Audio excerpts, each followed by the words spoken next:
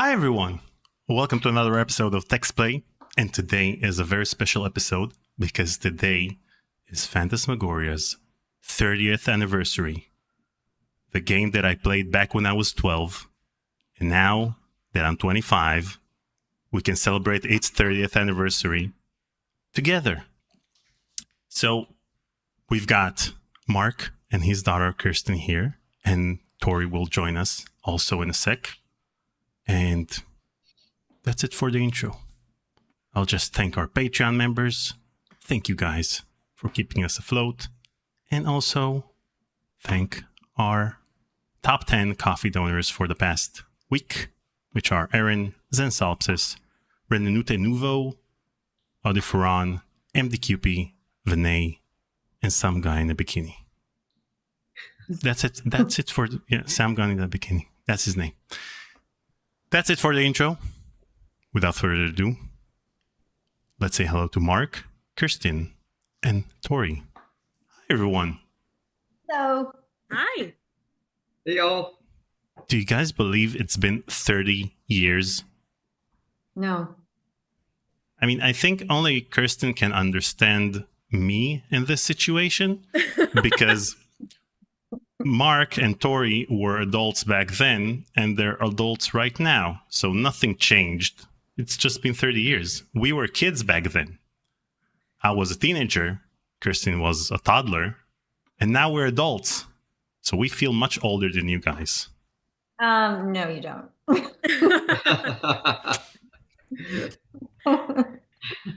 So yeah, I don't feel like I'm old enough, but I know I'm plenty old enough, but I don't feel like I'm old enough for it to be 30 years. well, That's let's talk insane. again on the 40th anniversary of Phantasmagoria and see how you feel then. I know how me and Kirsten will feel. Maybe Mark will also feel as if time has passed. So 40 years from release, that just can't happen. well, 40 years, King's Quest Quest 1 celebrated its 40th anniversary last year. Wow. Yeah. Crazy. So we've reached a point in time in which computer games celebrate 40th anniversaries and soon 50th anniversaries. Computer games used to be the hip new thing that, was in the 90s or was just 10 years ago or 15 years ago, not 40 years ago. But here we are. And so after this depressing intro, I want to ask each and every one of you how you guys got involved with this project. Let's start with Mark. Okay. I think it was because Roberta asked me if I would be interested in working on this horror game. I was already working on King's Quest with her, and I think that's probably why she asked, maybe it would be easier to have, one producer doing both of the projects at the same time rather than, having two producers trying to pull her in two different directions. But when I saw what we were doing, I loved the project. I loved the idea, and I was totally enthused to do it. And you were also the casting director. We got to go down to LA and work with Peter Maris, who was a wonderful guy to work with, and he really kind of showed us the ropes because he had so much more experience. So we kind of leaned on him a lot. But it was myself, Roberta, and Peter at the cast calls. And you got to meet Tori. Yeah, and it was not a difficult decision. She just was like, it was an immediate like, yeah, that's her right there. It was an easy decision. It was very cool. Wow, well done, Tori. You give a great first impression. That's great. So what do you remember about that audition, Tori? You know what?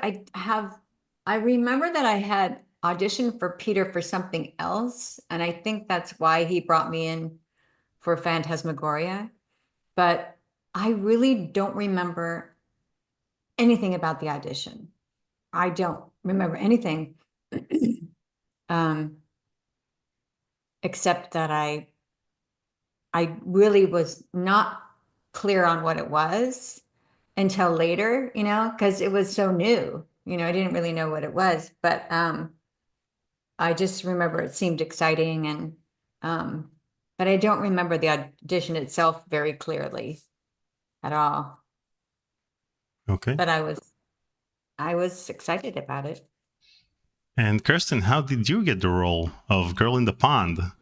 Did you audition for Well, it? I'm sure my dad could probably speak to this more, but I was 3 years old. So I don't know. Dad, you want to talk about how you guys brought me in? Sure. Yeah, we were looking for someone to play that part, and you were like the perfect age and were accessible, and so yeah, it seemed like an obvious fit. Oh, wow. Do you get residuals from Phantasmagoria, Kirsten? No, I think I got a single check that went She directly into my because savings. yeah, because this was a everything was SAG for this job, so she had to be paid SAG wages, so that went to her college fund. I see. Okay. By the way, I hear Debbie in the background. She's just right over at the other desk here. She's watching the YouTube feed. Okay. So first of all, just like I said in my conversation with you, please thank her for Land Beyond Dreams on my behalf. Okay. She just heard you. He's thanking you for Land Beyond Dreams. The funny thing that about that, Daniel, is when I was working in the video game industry, she never played video games. I couldn't get her to touch them. I was like twisting her arm to do anything with it. And now she's playing King's Quest 7. She just started a couple of weeks ago and said, I should play some of these games. Yeah, and now she can start playing Phantasmagoria because King's Quest 7 celebrated its 30th anniversary last year. And now that Phantasmagoria celebrates its 30th anniversary today, she can start playing it today. I think she just waits for games to turn 30. Yeah, there you go.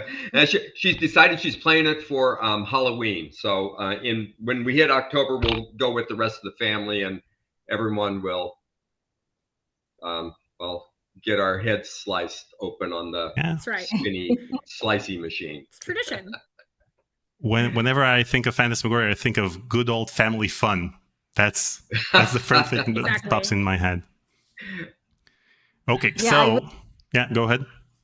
Oh, I was going to say two things. One, I hadn't played any video games before I did this, and then I didn't even play Phantasmagoria until I played it with you and Paul. Mm-hmm. So, and now it's really fun. Like I love these kinds of games. It's really fun. So,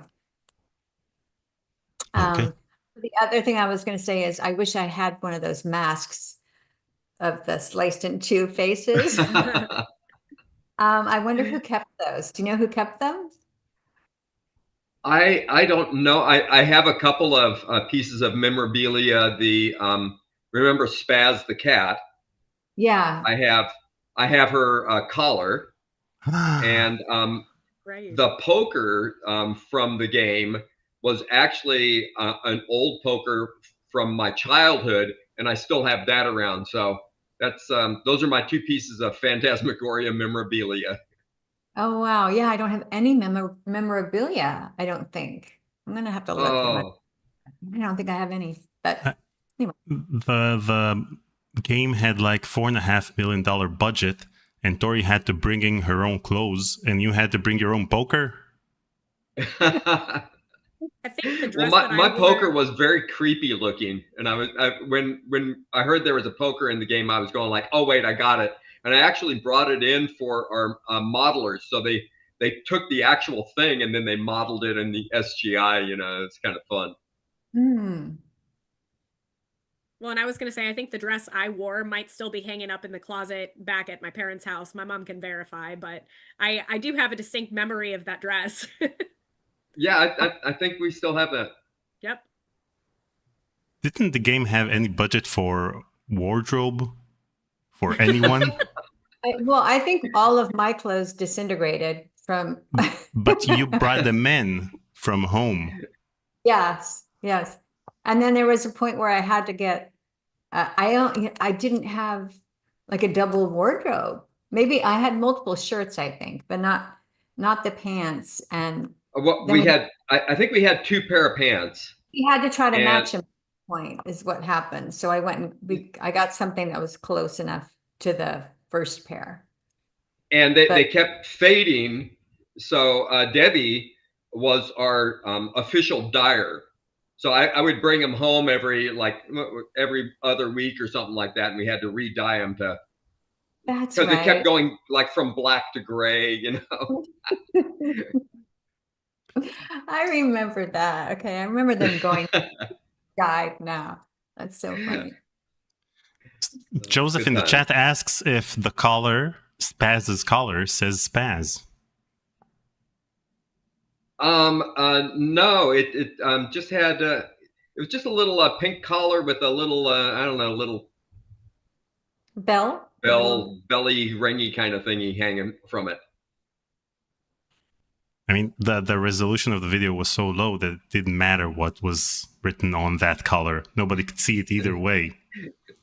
Might as well say. And there was no close up Yeah. as I recall. And Kirsten, I found out before the live stream, you told me that you actually know the theme song by heart and have sang it in the past. Yeah, yes, yeah, no, I was sharing earlier that my sister and I have a tradition of playing Phantasmagoria every October. So we are huge fans. It's Katie's favorite Sierra game, so yeah. So the thing with Phantasmagoria, especially with viewers on this channel, is we all played it way too young. Like, Oh yeah. Phantasmagoria 1 and 2. Like Phantasmagoria 2, we were just a year older, but we were still too young to play both. So how old were you when you played Phantasmagoria? Oh geez, for the first time? Yeah, I want to see how man. great a dad Mark is. Say 11. Dad, you might be able to correct me if I'm wrong. I feel like the first time I played it was like middle school. And because I remember doing the last chapter and being like really nervous and being like, no, you have to do it, Dad. And he's like, no, this is you. Like, you got to do it. Like, you got to run. And so, yeah, I maybe 8th grade. Yeah, I'm gonna say I think you were in 9th or 10th, but yeah, maybe 8th or 9th. probably I later. can't remember, something like that. But yeah. But So ever since then, I was hooked, and it became that tradition of for me and my sister. Yeah. Awesome. You should stream it. Actually, that would be fun. Maybe Yeah. I should. You could be the next big thing on Twitch and YouTube. And- As far as you singing that song goes, so there are actual words that are like lyrics that are They're written in down Latin. somewhere. Yeah. Yeah, it's Oh, in in- Latin. But it's because I mean, seems obvious to me now, but I just thought it was sort of a, nonsensical song. I didn't even know Right. that seems really silly to me now that I didn't know that. Actually, it was a Mesopotamian incantation that was translated into English. And when I got it, I took it to Fresno State, to the language department, and had them translate it into Latin. And that was the text that I used for writing the song. No, and it makes sense because there's the Latin in the, that The Adrian end scene. reads. Yeah. Exactly. Yeah. Yeah, now it Yeah, seems singing in Latin just sounds, right away kind of gothic and evil, yeah, adds a creepiness. Yeah, even if you Yeah, just yeah. sing the credits, just read the credits in Latin. It will be creepy. So if we talk about, let's see, the lyrics, let me just show you the lyrics translated to English. Let's see if we have this. Just a Yeah, Hmm. O Spirit of Darkness, because that's O Spiritu Tenebrarum, right? Yeah. Huh? Yes. You know your consumite. Okay. Okay, so Actually, the expander rage is it's kind of consumite would be like a consuming rage. So Yeah. I'm not exactly sure where you got your translation, but the well, I'm sorry, I'm not fluent in Latin. yeah, consumite is consuming. So, Okay. So so yeah, but yeah, pretty close. can you sing the first couple of lines? Consumite furore. Bum, ba, bum. Wow. Wow. Beautiful. Well done. Amazing. Okay, since we switched to the slideshow view, let me just talk a bit about Phantasmagoria's history. Just a sec. Let's see. Let's switch to the game view. Okay. So this thing over here is a snippet from an article in Sierra's Interaction magazine from summer 1992, in which it says designer Roberta Williams is finally wrapping up work on King's Quest V. In the next year, her time will be divided between two new projects. One is tentatively called Scary Tales, obviously a horror game, and the other is King's Quest VI. And this is summer 1992.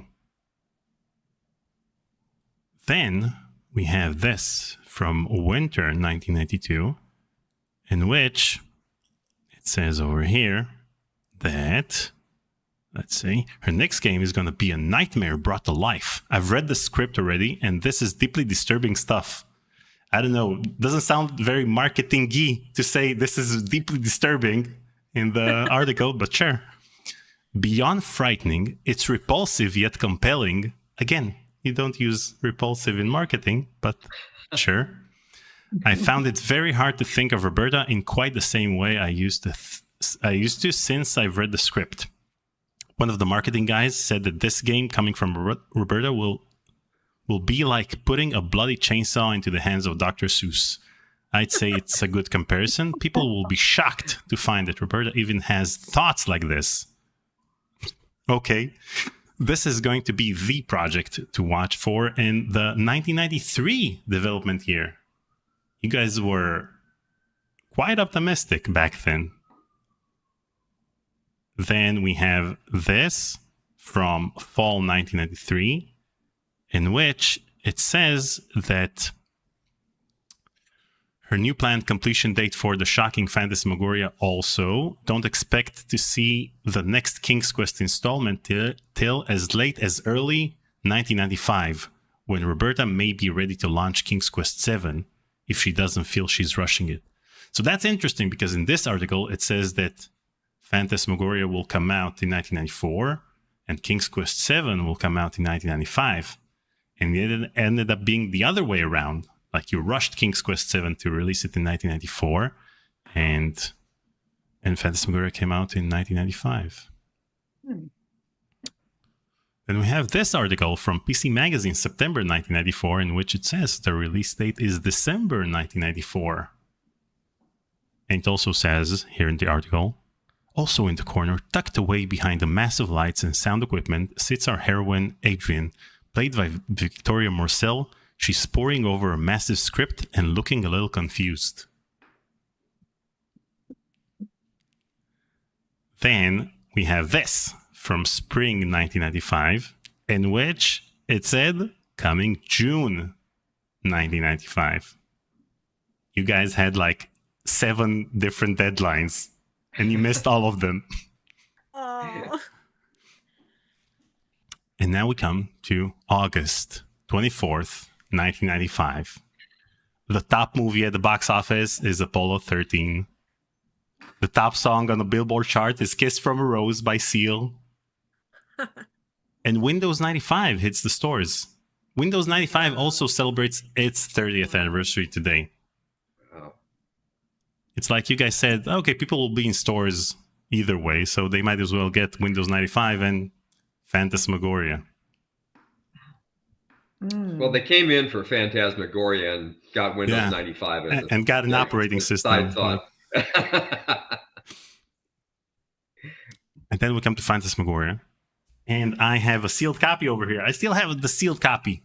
I bought a sealed copy a while ago. And then I said to myself, I'll do an unboxing video for the 25th anniversary. Didn't do that. Then I said I'll do one for the 30th anniversary. And it seemed like I missed it today. But hopefully I'll do one soon. This is a sealed copy with 1995 air inside of it. When I'll open this box, I'll smell the denim jeans and the pollution. Now I brought the house down. And so the game finally came out August 24th, 1995. Well done, guys. And if you go to the fortune teller, then she tells you it's the 30th anniversary. Or not. Maybe it's Photoshop. That's awesome. So this is my copy. I have a sealed copy, and this is the copy I have of the European version of Phantasmagoria. And the interesting thing is that the US version has just blood all over the CDs themselves, but the European version has Tori frightened 7 times on each one of these CDs. That's so funny. This is the big box copy from Israel. This is in Hebrew. As you can see, there is no disclaimer on the front cover saying it's for mature audiences. It just says that the game requires basic knowledge of English. If you know enough English, then it's fine. Forget the gore. You're good to go. But Was it so there just was no requirement? yeah, there was no requirement. But in the back cover, they said they changed the 18 and up, which is what they say on the European cover. They have the red circle with the 18 listed on it. Then it just says 16. If you can see, the 6 doesn't look as if it's the same font because they just changed it. So anyway, 16 And you were up. what, 5 when you got it? No, I was 12. I was 12 at the time, so I figured it was okay to play. After all, what's 4 years between friends? Wow. This is the German copy, which was censored at the time. And this is the Sega Saturn copy, which is in Japanese. And the game is called Phantasm over there. And the interesting thing about this version of the game is that it has 8 CDs, but there are 7 chapters, and I always wondered why they needed that extra CD and how they divided the chapters, given the fact that it's probably not just the last chapter divided in 2. They probably had to split differently because of, space issues on this version. So it might be weird to play this one, like you switch CDs after the chapter started or before the chapter ended. Then Interesting. the game started coming out in collector's editions later on. So, there are only 2 games of Phantasmagoria. So we just got a collector's edition of both of them. And they called it Phantasmagoria Stage Fright.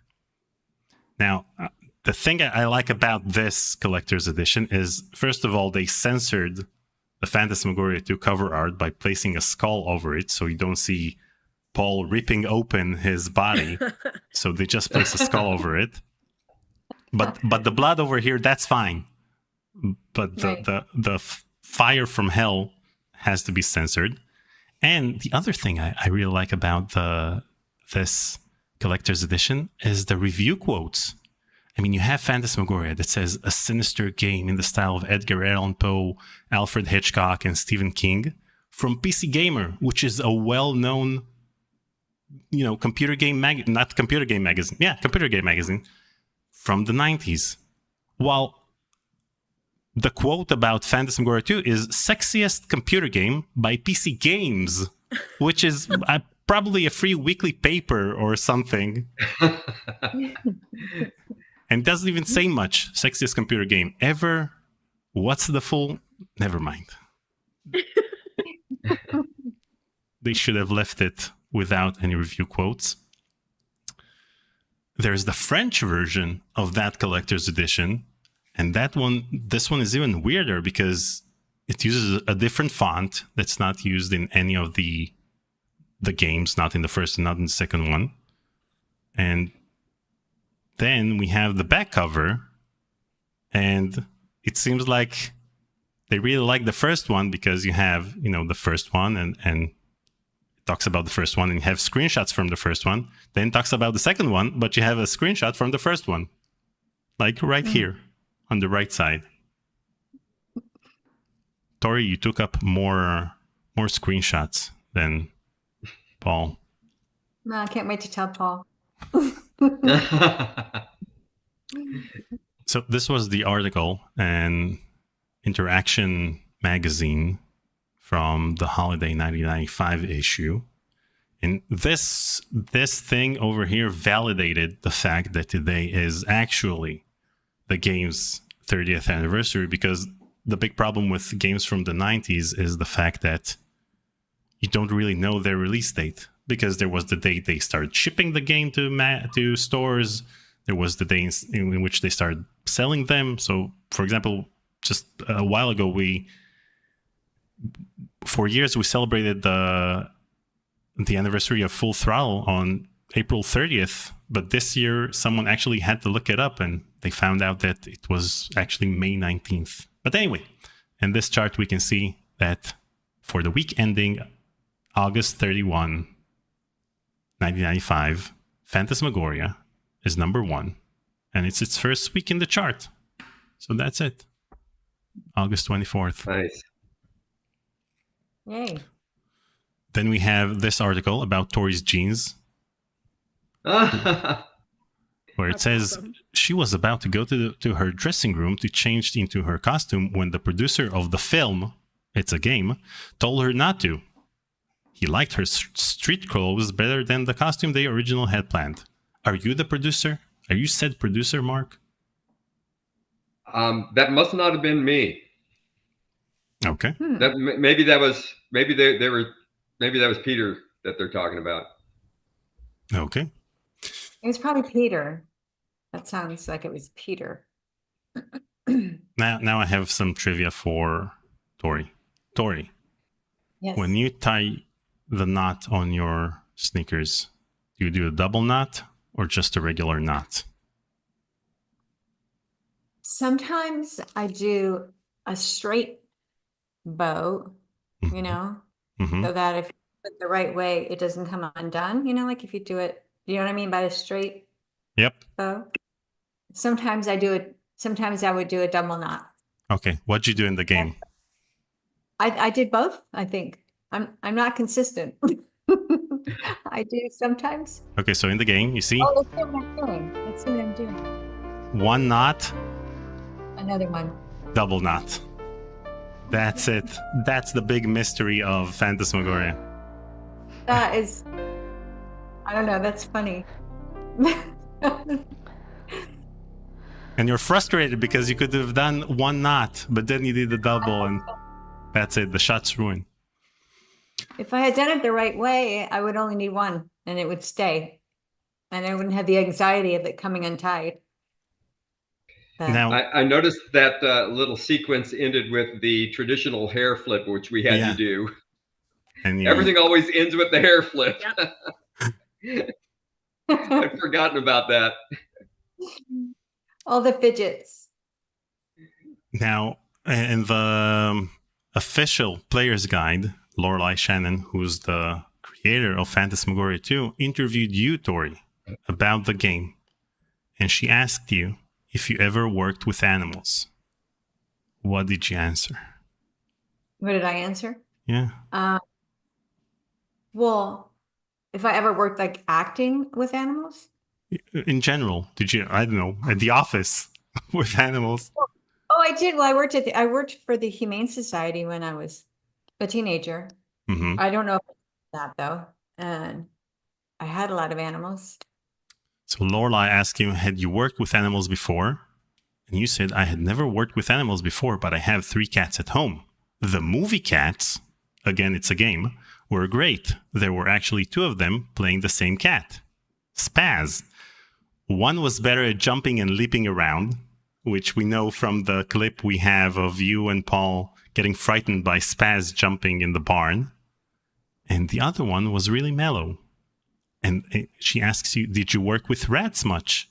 You know, that's foreshadowing, because the following year, she had her pet rat in Phantasmagoria too. And you said, no, I didn't have to work with the rats directly, but I used to have mice, so I wouldn't have minded. I did have pet mice. Okay. We had a habit trail, you know, those things with all the tubes, and we had mice. Oh. When we were kids. But I said I hadn't worked with animals, but I think I just was thinking in like film wise. I've never probably never filmed with animals before. Okay. But I do kind of remember there were 2 cats. I do kind of remember that, saying that there was one, you know, that was kind of would lie around. So those were the 2 Spazes? Mm-hmm. Yes. Yeah. I think we had a rat in the game too, and it crawled across something, and I remember we had a hard time with the rat. The handlers were having a hard time getting the rat to do what they wanted it to do, but Oh, really? I don't remember it being a big thing in the game, though. It's just a weird recollection of the rat running across the blue screen. Oh, funny. Oh, in the second one, the rat is the main character. Oh, wow. Okay. Okay, let's look at some production photos. We have Tori in the chair with Roberta. Tori going up a very unsafe ladder on top of a very unsafe ping pong table to get Harriet. We have Tori and Spaz. The fake Spaz. The dead Spaz. Those pants I'm wearing. We have Tori on a forklift. Do you remember filming this scene, Mark? Yeah, I'm not. I don't remember what that is. So that's the elevator at the end. What I was Oh, wondering. yes, that's right.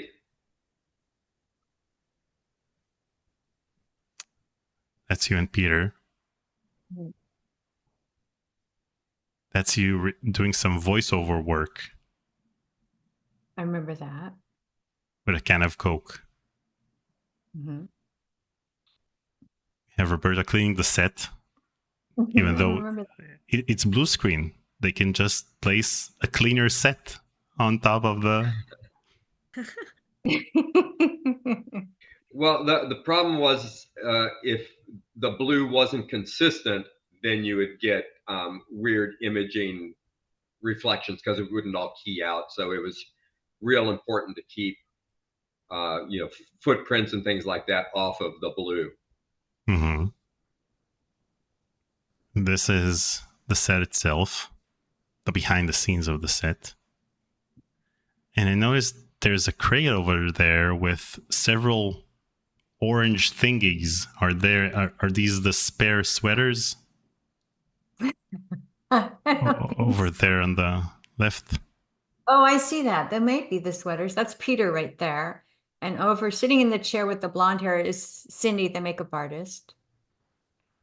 That's Peter right there, making sure no one touches the spare sweaters. Yeah. Now, very valuable.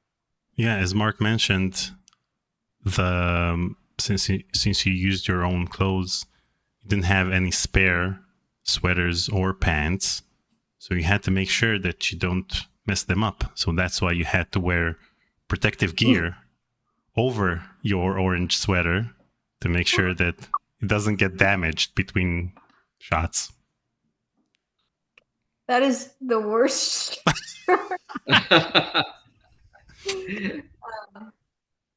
Anyway, it's a very bad shirt. I don't know. I like it. It's very fashionable. Mm. Oh, yeah. That's a great shot. And here are some markings on the floor, in addition to Tori and the dead person. The markings on the floor, are these the things that Roberta had to clean up herself? Yeah, well, we were always trying to keep that from not being there, because we would have difficulty with the keying anytime you have variations. This is Tori playing hide and seek with the rest of the people on set. Oh, nice. Yeah. Now I understand that you had to, when you did different shots of this particular scene, you had to regroup everything into that puppet to make sure that you can use it for another take. What did you do about the sweater? Well, as I recall, we had 2 heads. Mhm.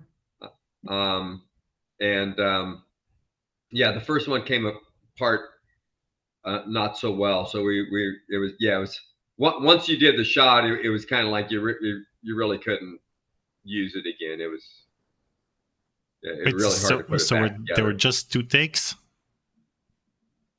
As I recall, we tried to get the head to come apart the first time, and it didn't come apart the way we wanted it to, and we tried as best we could to put it back together, and we did some editing on it, and then we really made sure it came apart the second time. But then we had the second head, which once we had experimented and it didn't go exactly the way we wanted, then we kind of knew what we needed to do to make it come apart the second time correctly. So I think we got 3 shots with 2 heads. Okay. As I recall. Tori, what did you think about this? They looked really realistic, the heads. And I just remember it was really unpleasant having the head made, because your whole face is covered and you can have to breathe through straws. So it's very claustrophobic, and there's a sort of a feeling of panic when you realize that you can't, touch anything or move it, and have to wait for the plaster to set. But they looked really realistic. Didn't you think so, Mark? They were amazing. I think we had a picture of you before we had it taken apart, and they were another one. Yeah, they were really good. And did they use any plaster in your ear? Because it looks like they messed up the ear over here. Doesn't look like an ear. Yeah, I don't remember how far back it went when they put the. Yeah, I don't know how far back. So they just wing. Yeah. That's why I want to this. They don't.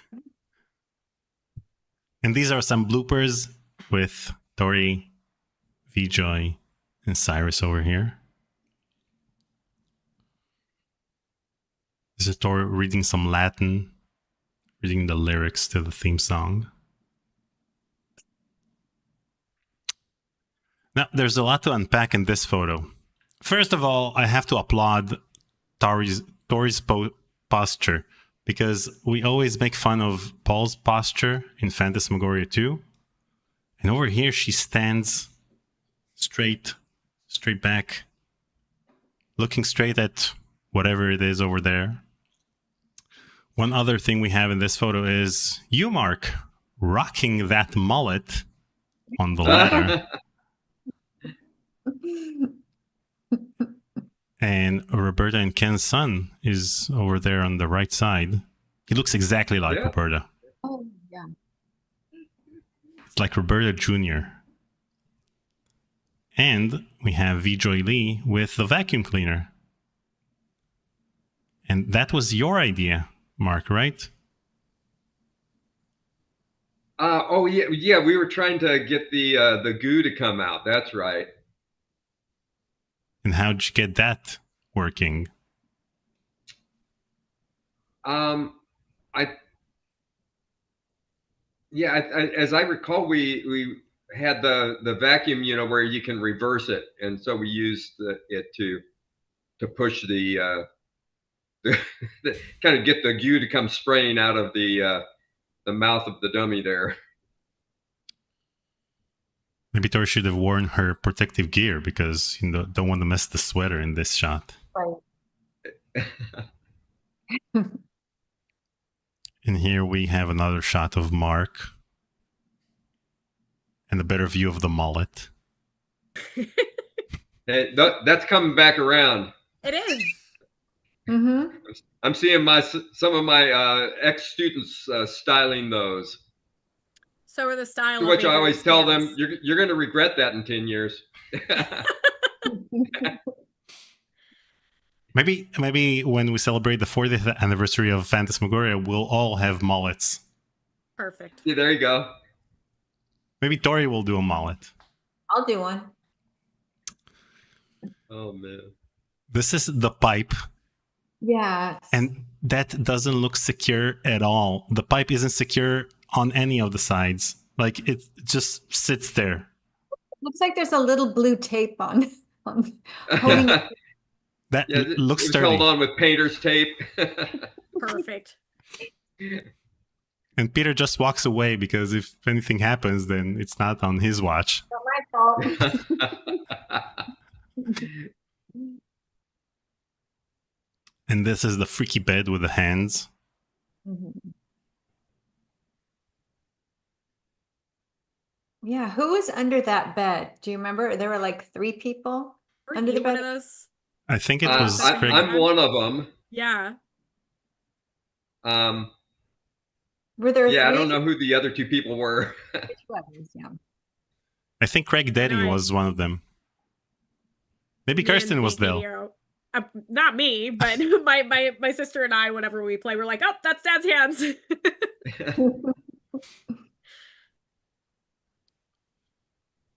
And this photo is especially interesting because it looks like you, Tori, had enough. You're ready to call it quits. That's Terrible. it. Actually, I take it back. In this photo, it seems like you had enough. Mm-hmm.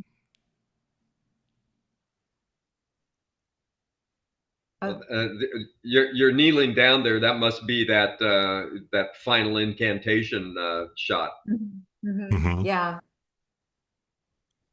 And that green cellophane over the light is what produces the green light on her face.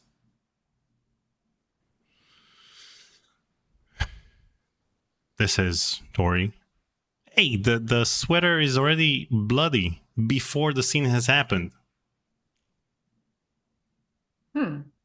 It looks like that may have been after the first attempt. Okay. Because it looked like there was it looked like there was a little bit of blood dripping down the front of her face there. And look what we have here. That's your big break into Hollywood, Kirsten. I mean, Oh my those goodness. 3 seconds are like $1 million in residuals, right? I mean, Nope. Oh, that's wild. so are you upside down here? Because it seems like your dad just put you upside down for no reason, because don't look upside down. Could have just filmed it, Well, you normally. can see her hair is going up around her. We wanted it to look like it was floating in the water. Okay. Endangering your kid for authenticity. It's You were saying all that somebody- work for a 3-second shot. So you're saying somebody just held her by the feet while you filmed? I was holding her. it was That Dad someone who was told me, yeah. Mark. Yeah. Yeah. That And we someone had was her hair kind of going, around with the fan blowing it, Mhm. and then I'm told I have no memory of this because I was so young, but I'm told that I kept laughing, and my dad said, "No, you have to be serious. You have to look dead." Kirsten, I I never turned out told fine. anyone. It's okay. Yeah, I never told anyone this, but this is my favorite scene in the game. The rest of the game is meh, but this is this is the scene that That makes is a it very all cool worth. shot. It is a cool shot. Yeah.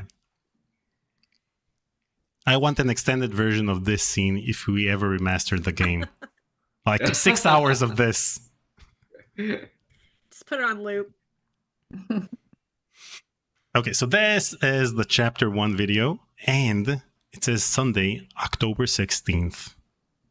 And I always wondered why you mentioned the day of the week, because this dates the game to very specific years, because October 16th, a Sunday on October 16th has been on in 1988 and 1994, which is probably the year the game is taking place in, and then in 2005 and 2011 and 2016. So it doesn't happen every year. Wow. I forgot. Will it that. happen this year? No, it happened 3 years ago, and I remember because I posted about it that, Oh, okay. it coincided again. Okay. These are a few Easter eggs from the game. As you can see, the return address is R. Williams in Oakhurst, California. The sleazy salesman has Wow. posters from Leisure Suit Larry 6. And the brick wall you built, Mark, when Tori Yeah. tears it down, she tears it down and makes it look like the Sierra logo. Oh, that's funny. Now, in the CDs themselves, the animations are placed as images. You can see this is Tori's walk cycle. A very impressive walk cycle, very impressive posture. And I found this stand-in. And I remember asking you about it in our conversation, and I asked Roberta about it, and I asked multiple people about it. And Steve Conrad was the first person who told me that this is Frankie Powell. And she was a stand-in in the game, and a lot of her scenes are still on the CDs themselves. Huh. So you can't really see it because it's a low-resolution photo. But this is Frankie Powell dressed as Roadkill from the Halloween party. Nice. One other thing that's on the CD is this, which apparently was supposed to be, I don't know, the main menu or something, because the game itself doesn't have a proper intro. It has the intro video, but it doesn't have a main menu with the logo. So I think this was the logo, and the only thing that remained from this logo is the P that serves as the P for the settings button, as you can see. Yeah. One more thing that was on the CD is this teaser.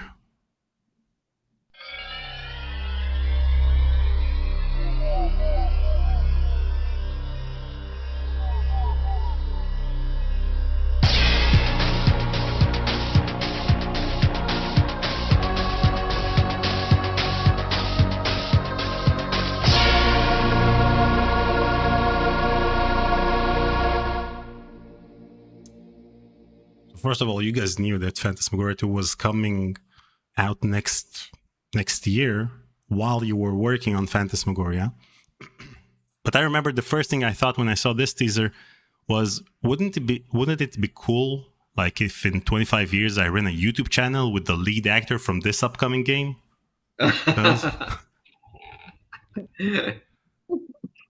When did they start filming Puzzle of Flesh?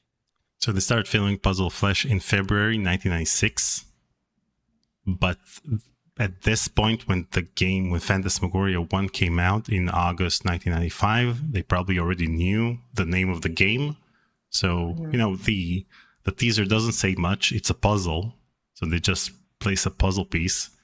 But, they wanted to get Phantasmagoria 2 into production as soon as possible. Because they knew it's going to be a big hit. Now, when it comes to movies, apparently, the Phantasmagoria movie has been in production for the past 12 years? 13 years? This is the poster. Phantasmagoria, Pray It's Only a Nightmare. It looks exactly like the cover art from the game. It just has, those clouds and this little white effect around the logo itself. And, the movie has been in production and it seemed like it's in production hell and nothing's going to come out of it. But in late 2023, the guys who produced it actually did a press conference about them working on the game. On the right side, you can see the producers. And on the left side, you see Orbital Studios, which are a visual effects studio. They have, the thing that they use in The Mandalorian, the Volume, which is a huge studio made of LED screens. Instead of using a green screen, then you just play everything on the LED screens. And it's very similar to what rear projection was back in the day. And when the movie started production 12 years ago, Misha Barton was supposed to play Adrian. Adrian Delaney. The one and only. And this is the video from that press release. And producing a film, one of the top 5 horror video games of all time.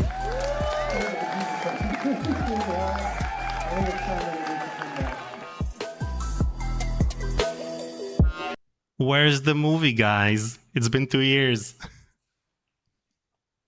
I think they should contact Tori so that she'll be able to make a cameo. Kirsten should also have her cameo as adult in the pond. And, they have that high-tech equipment for the backgrounds, but nothing can beat that vacuum cleaner with the goo.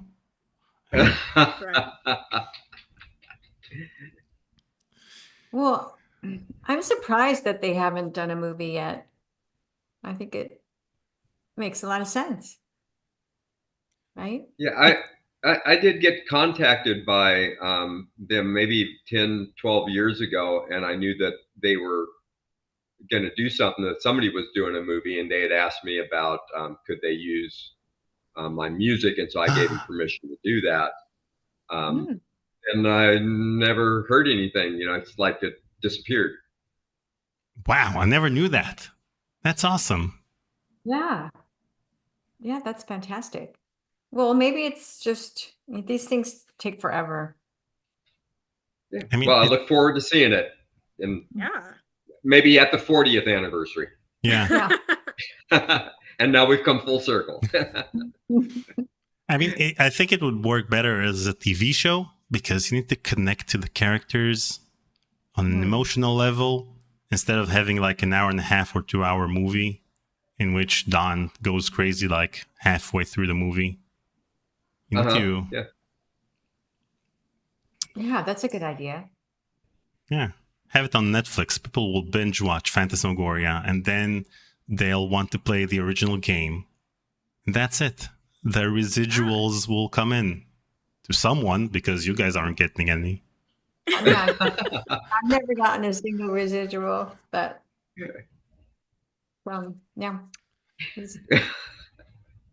Now, while preparing this slideshow, I came across several of Tori's cameos in several TV shows, and I wondered if she'd want me to show them. So I asked her permission before the live stream. This is your last chance to back out, Tori. It's fine. Okay. So this is from an episode of Renegade. May I take a message? Very good. Yes, I will. certainly hope so. Is Mr. Moriarty in? May I ask what this is in reference to? I'm a personal trainer, and I was told that he was looking for one. Well, he hasn't mentioned anything to me. Is he in? No? Well, do you mind if I wait? Well, you may be here quite a while. Mr. Moriarty's all over town today. Well, I don't mind.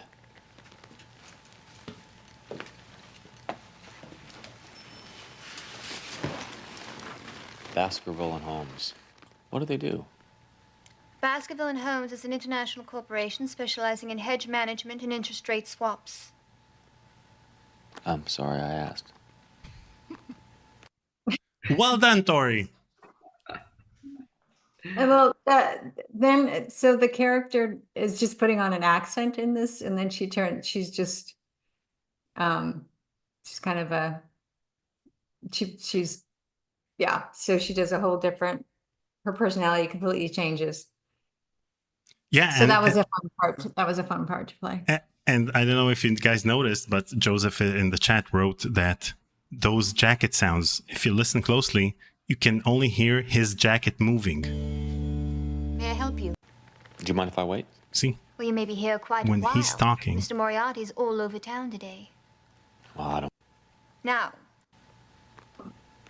How long have you been? You can with hear his Robin? jacket. couple of So months. much jacket. Yeah.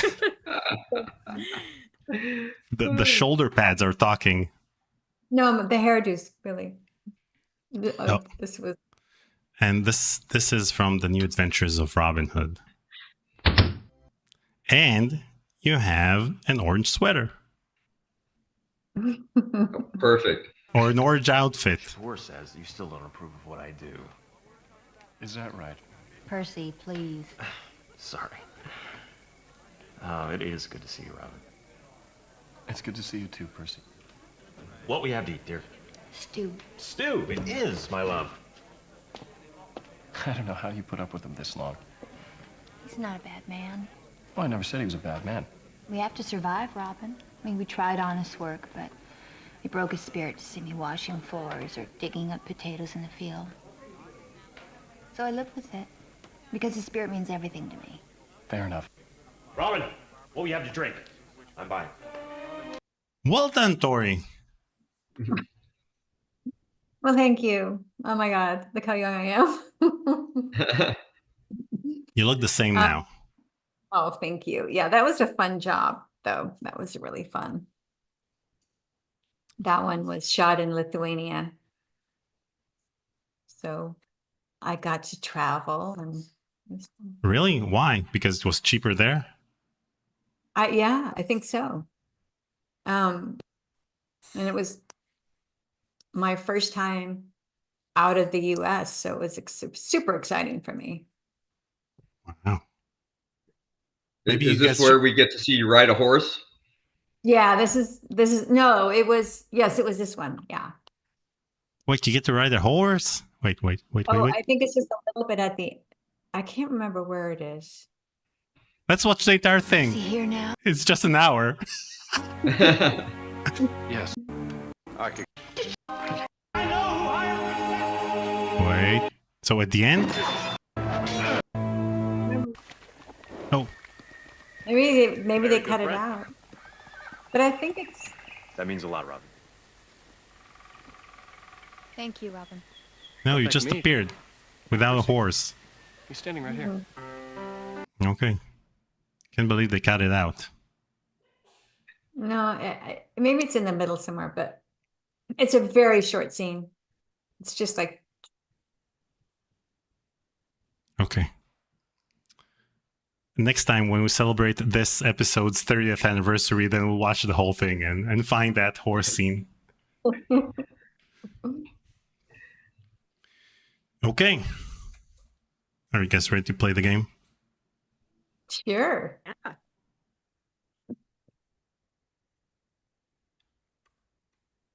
Now, each one of you has to say when was the last time you played the game. Tori, I know the answer. You played the game with us. Yes. That was a couple years ago now, right? Yep. So, Mark, when was the last time you played the game? I'm going to say probably when I introduced it to Kirsten and Katie. So that's got to Really, be at least 10 or yeah, got to be at least 15 years ago. Means me and Katie play it more than you. Wow. Well, you haven't played it more than me though, because when it Fair. was in QA, I'm I've sure. played it Yes. a Wait, zillion times. So when was the last time you played it, Kirsten? I probably haven't played it for 3 years, unfortunately. I'll make that change this year. I had a baby and my life went crazy. Congratulations. Thank you.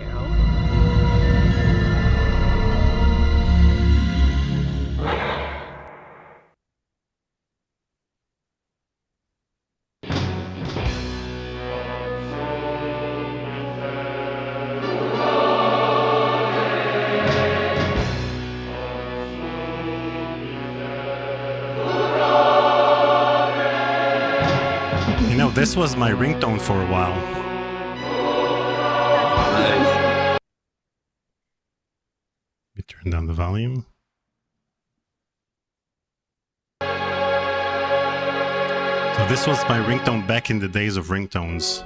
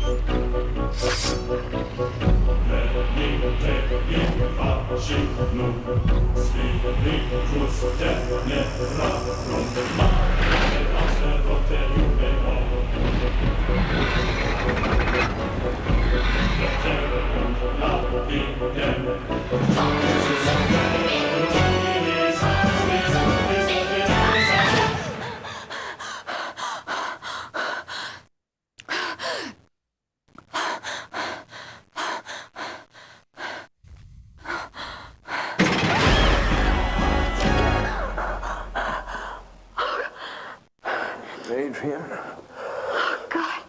What's the matter, sweetheart? Oh. No, it's horrible.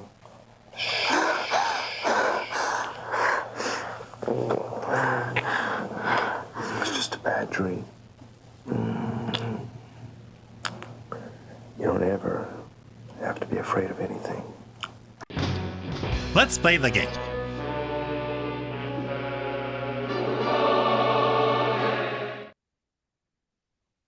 Chapter 1, Sunday, October 16th, 1994.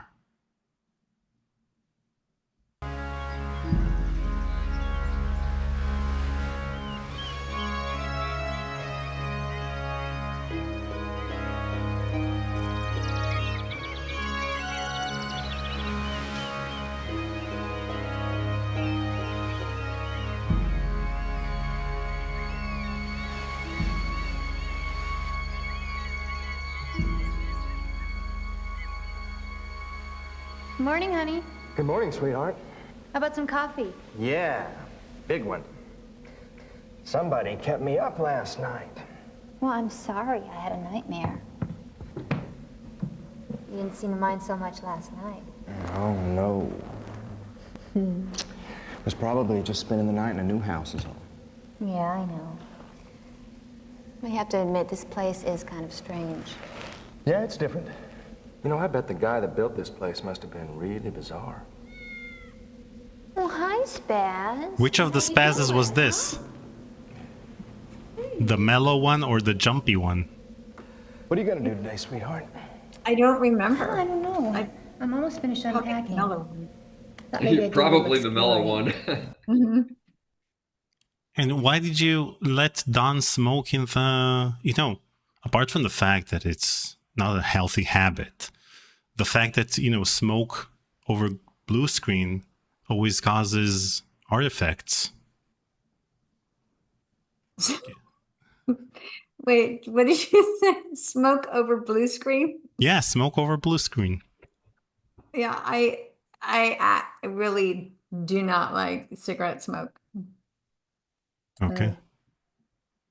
So, So I just As I recall, the original scene that we shot a year before this had him smoking, and we just we did get it to work over the blue screen, and it's kind of an interesting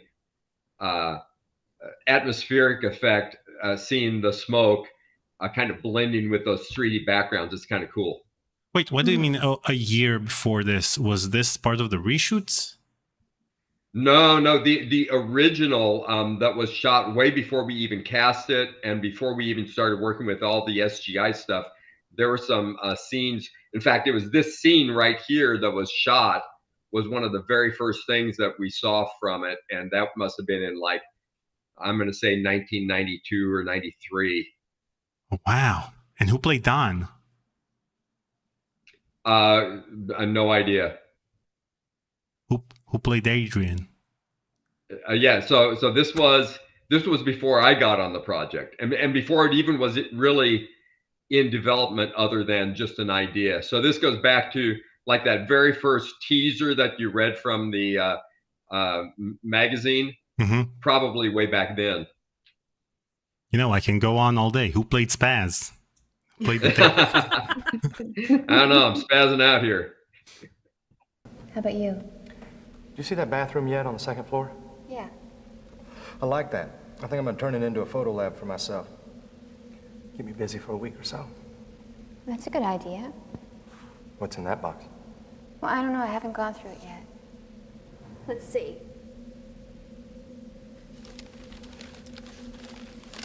From a plot standpoint, did any of you during production say to yourselves, this house isn't practical for a couple? It would take ages to clean the house. Like, you need to take up the entire winter to clean the house, and then you need to clean it again in the summer. Plus, you just get a lot of Roombas. How much money were they making? Well, he's a famous, photographer, so obviously making a lot of money. And she's sold books. She's already sold books. Yeah. So.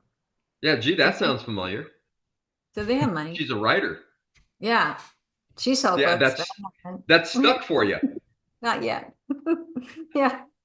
I know, it's kind of funny. No, I don't even remember thinking, God, why would these people have this huge house? I just thought. I always did. Because I thought it was really cool that they got to have this big house. I didn't have a house at the time. I had an apartment, so it seemed really. I wasn't even thinking about how they would clean it, or how much it cost, or how much it cost. It just seemed fun. Oh, look at this. What? Just a sec.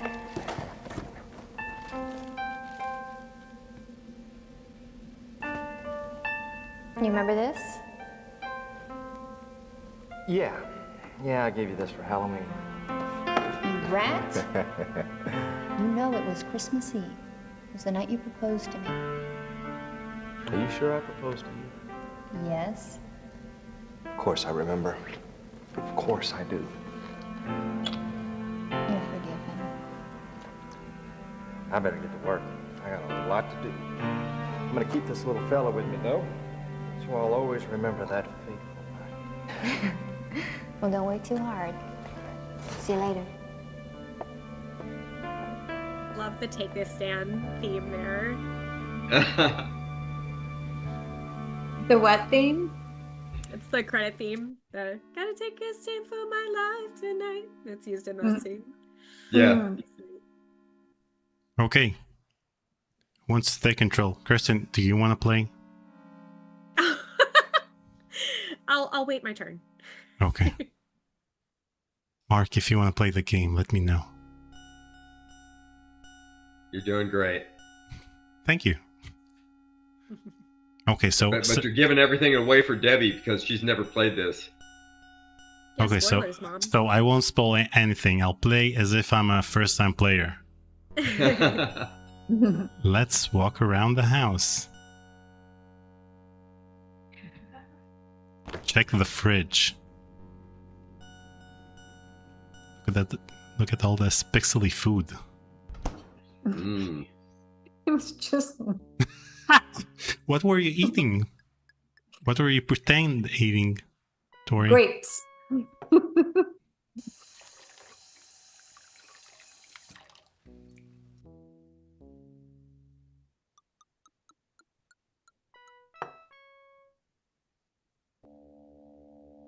Okay, look at this. There are some weird proportions in this game. You have this That little tiny. I small, was thinking the same things. That big house. a small fridge, and this huge pan. Like you can fry an ostrich in it. This huge pan doesn't fit into this refrigerator.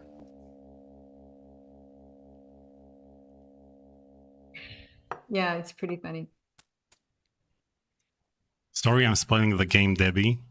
But just so you know, the pan makes an appearance in the last chapter, and that's the solution to this entire mystery.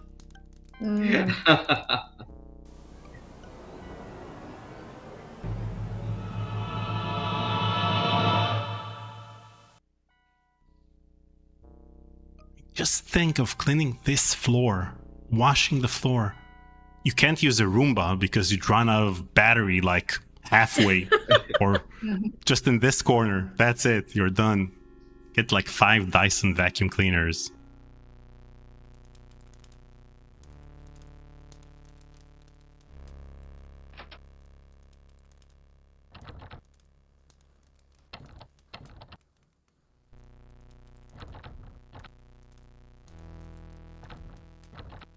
Damn it, it's locked. I love the fact that you didn't figure out that it's locked like in the first 2 seconds. It took you like 15. What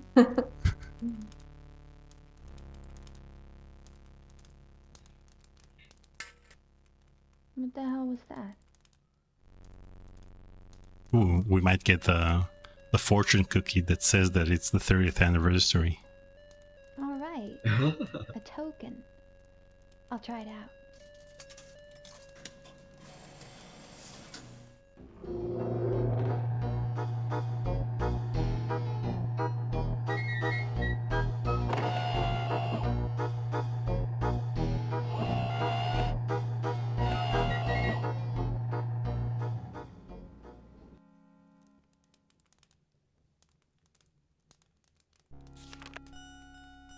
Evil will walk once more.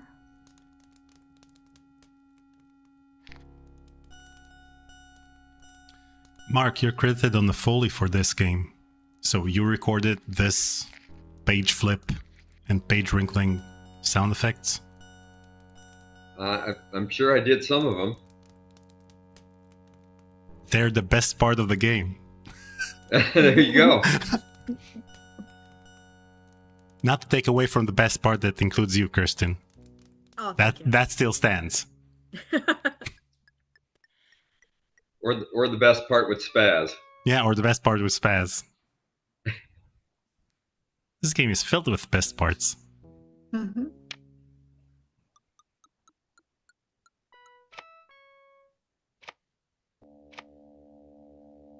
What's that? What was that? Oh, the tarot cards, right?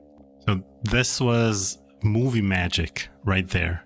Because you don't see Adrian placing the cards in her pocket because there's no way they'd fit in her pocket.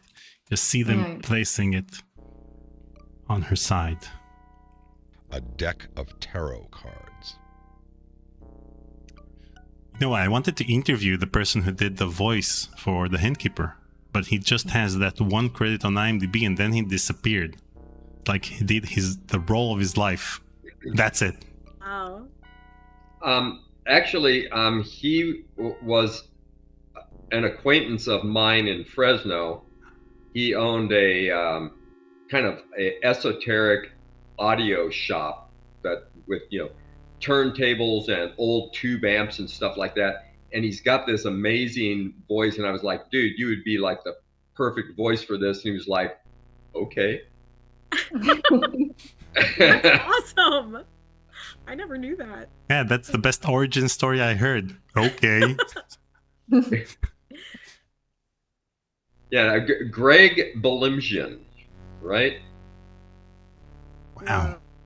I mean, he could have been back in the 90s, there was that guy who voiced all the trailers in a world and so on and so forth. So he could have been the Hintkeeper in all of the games from the 90s. Yeah, he just had this like great voice, and I was like, dude, you got to do this. Can you make him talk again? Yep. I can hear him. I am the official Hintkeeper. I watch your every move. Ask me for a hint if you are hopelessly stuck, but use me sparingly. Too many hints can spoil the game. Wow. It's amazing that he didn't do anything else. Yeah. I know. That was just his normal voice. Wow. Brilliant. I mean, the Hintkeeper is the best part of the game. Yeah, That's he's good.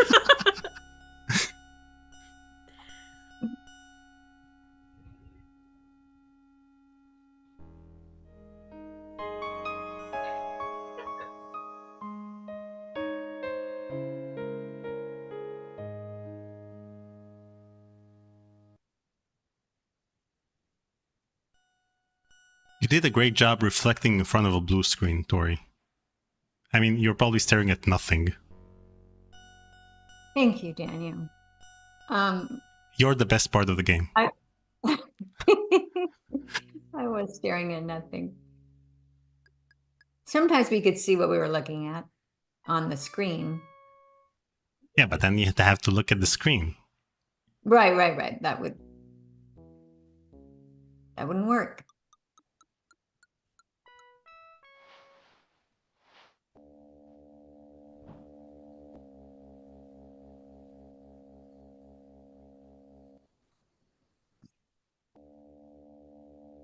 Sort of an awkward seating situation.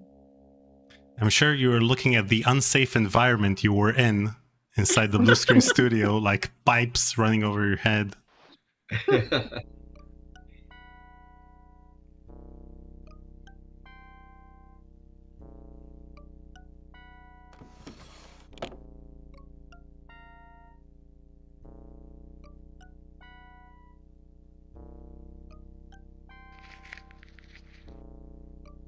My dearest Gaston, I can't wait to see you, my angel. It's been far too long. This is from that voiceover session. During Zoltan's party next week. We'll meet in the gazebo, away from all the revelry. Angel, how I yearn for your sweet kiss. Your strong arms holding me tight, protecting me. And oh, my dear, I need protecting. I'm afraid my husband's beginning to suspect. He watches me night and day. Perhaps we can steal away, run away, forever from his sight. My only consolation is thoughts of you, my angel. Always, your adoring love, Marie.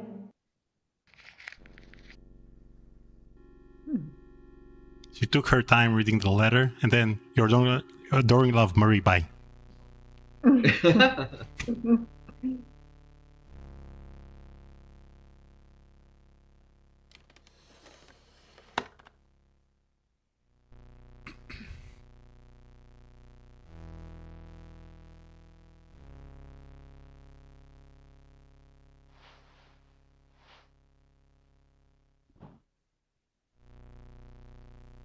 Joseph in the chat asks, Mark, did you take any inspiration from The Seventh Guest with this soundtrack? No, I don't remember The Seventh Guest coming out. Maybe I was just so busy I didn't play it.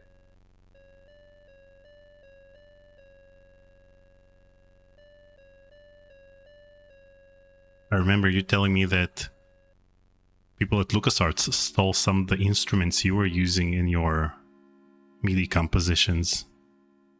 Oh, I wouldn't say stole. I would say borrowed and appreciated my work. Borrowed without permission.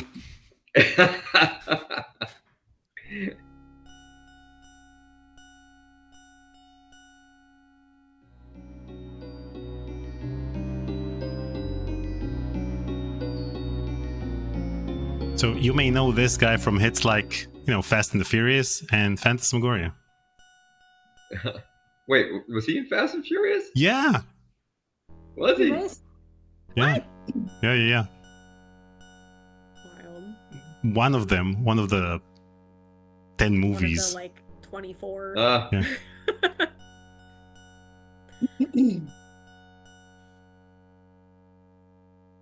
Dad, you Did did you watch a interview lot him? of... Oh, Okay. sorry. Oh, so did you interview him? The guy from Fast and Furious? Yeah. No. No, the actor Robert Miano, I think. Yeah, is from his name. Fast and the Furious. No, we haven't. Because it was in the Fast and the Furious, so he's too big time for us. I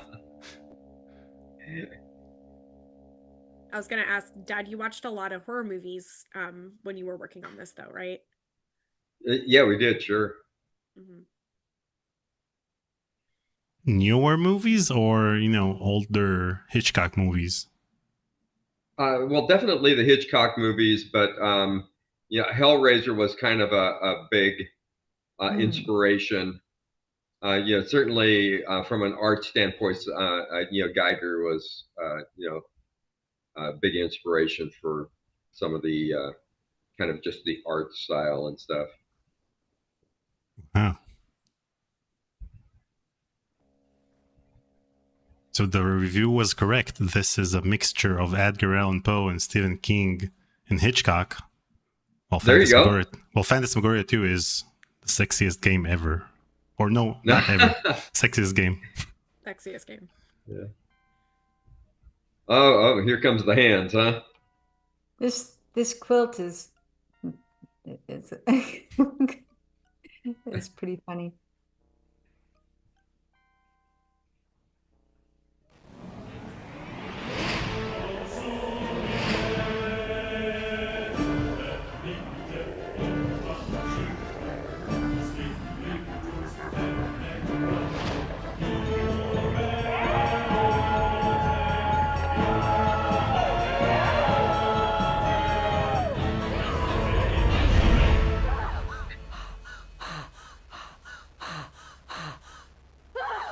The hand gets all like wobbly. It's great.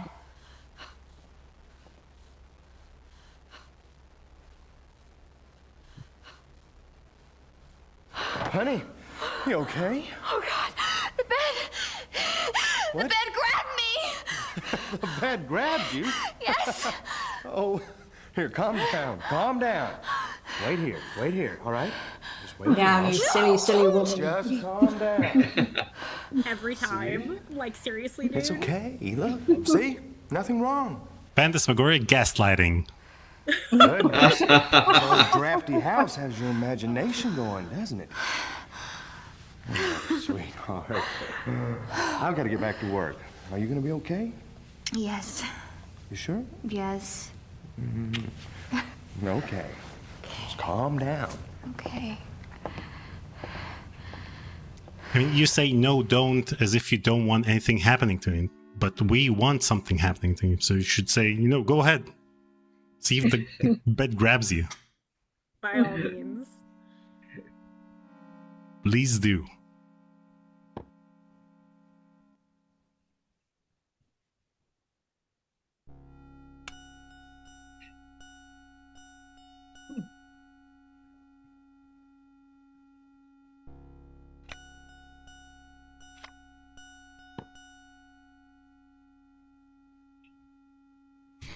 You didn't say anything about it and you walked away. That's it.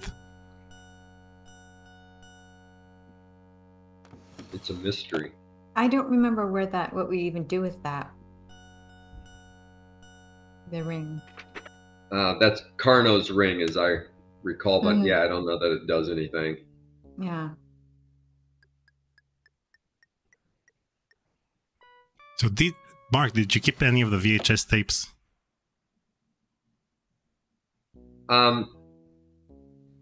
It's funny you asked that. I did find a VHS tape in my studio the other day, and I think it's the multi-track from the choir sessions in Seattle. Oh my gosh. Really? Wow. Okay, let's stop the live stream and go get that tape. Oh, I want to watch that. Wait, so it's a Well, video cassette or is it a tape? An audio cassette? Yeah, yes. So it's VHS format, but that's what multi-track was recorded on back there on ADAT. So it would have been the multi-track of the audio recordings from the choral sessions. Oh, that's crazy. Yeah, let's get that remastered. Like immediately after the live stream. Clear your schedule, Mark. Yeah, my ADAT doesn't turn the tape anymore. I think what's happened is the band on the inside, that the little mouse or something there died. You know, the wheel needs to be oiled, or I don't know. We'll launch a Kickstarter to get you a new ADAT tape, a new studio, whatever you need. New ADAT mouse. Any technology from the 80s and 90s, we'll get it on eBay and we'll get it up and running. Yeah, really, the ADAT, that was about the most that I did with that, was that one, all those choir sessions. Were the choir sessions for that the Latin song? Is that what you're talking Yeah, about? so yeah, all of the cutscenes. The Latin song I recorded in Fresno before I moved to Seattle, but all of the cutscenes I did up in Seattle with a different choir. Yeah. Oh, okay. So like that scene, the hand scene that was done by the choir in Seattle. The Right. vocals on that. Yeah. Yeah.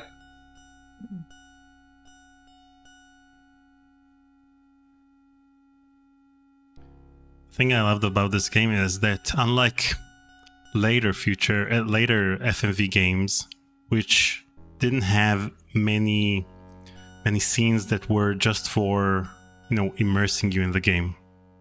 The scenes that were filmed were scenes of things that are supposed to progress the plot itself. But over here you can just sit on the sofa, sit on the bed, fall asleep.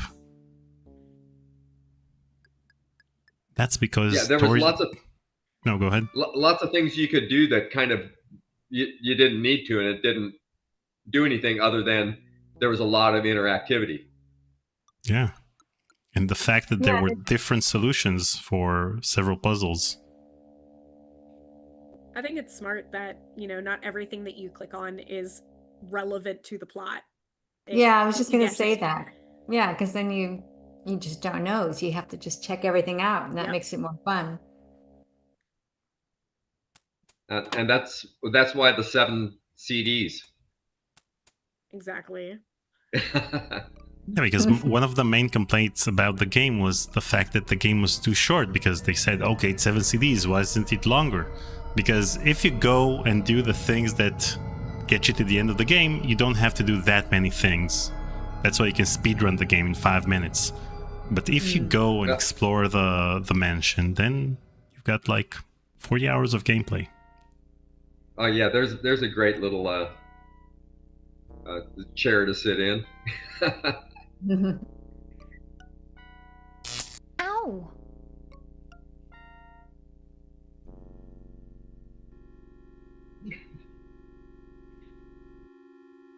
I mean, they got the house fully furnished, and they were pretty okay with getting this chair as part of the whole deal.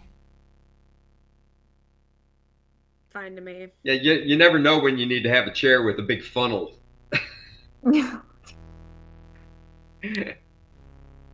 So someone asks in the chat, was this shot on film or video? I think video, right? The chair? No, the game itself. Oh yeah, it was on Betamax. Mm.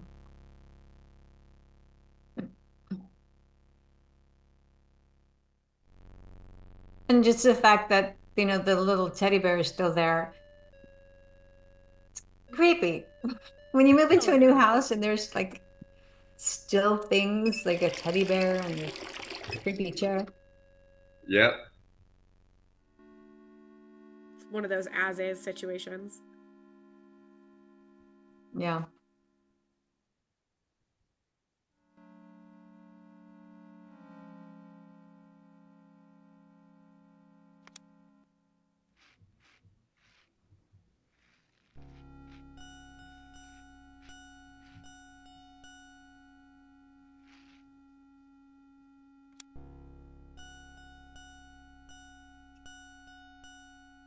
I hope I'm not spoiling anything for Debbie, because combing her hair, Adrian It's pretty combing her hair, exciting. yeah, Ruin. it's one of the major plot points in this game.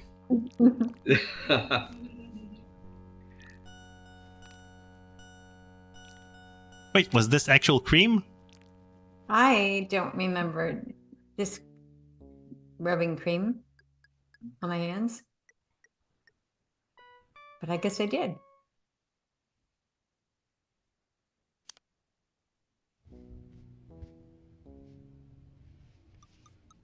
Would have Now- been cool to rub some blue cream on your hands and Yeah. have your hands disappear. Dad, correct me if I'm wrong, but Mom's in this game too, right? I don't think so.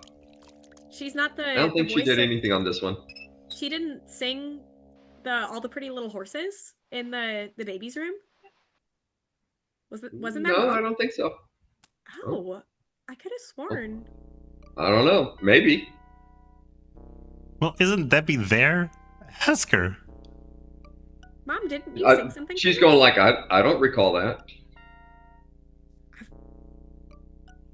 Your entire life was a lie, Kirsten.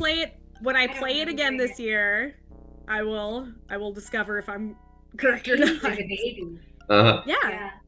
Yeah, well, we Yeah, got 'cause- Katie in there. She's the there's- crying baby. Yes. Oh. Yes. So the baby cries, and then there's someone singing a lullaby to the baby. that was Maybe. Well, Let's could be. let's see.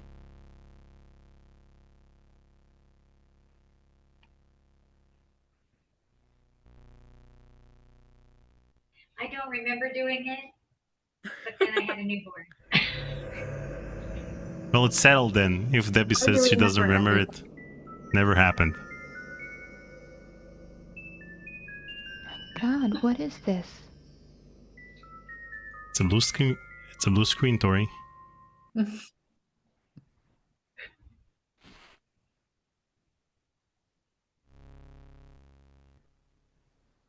I think it's in a later chapter, if Yeah. I remember correctly. No, I wanted to look at this messed up curtain again. Ooh. What am I getting on my hand? Like a God, what slide is this? or like a mist? I don't know. Yeah, see, it's the moisture from the mist. Just the moisture. I always thought it was like tears, but Oh. that's my headcanon. Oh, Well, I'm going with that. jeez. Yeah. Nice shot of my shoes, yeah.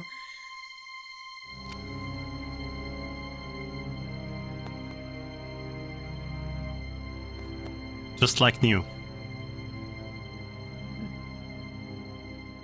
Also not creepy.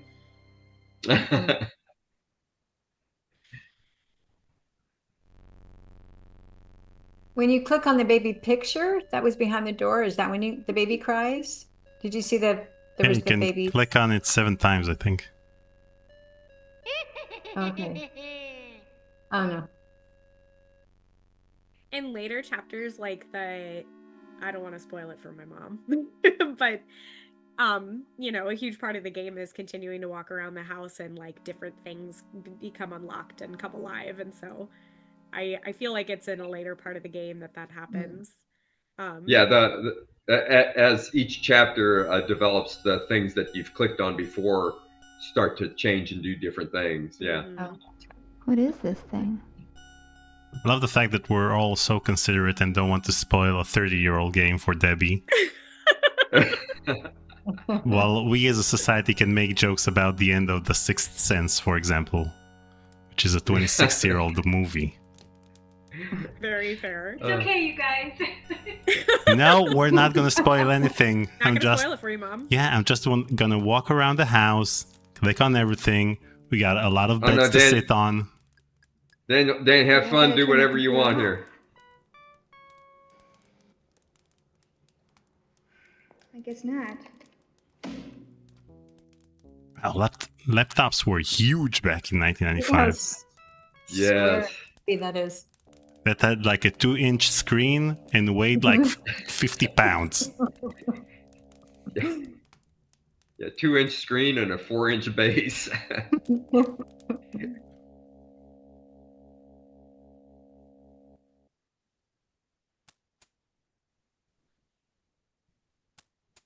Okay, let's take the car. Whose car was it? Was it actually Bill Davis's BMW? Or not? I thought it...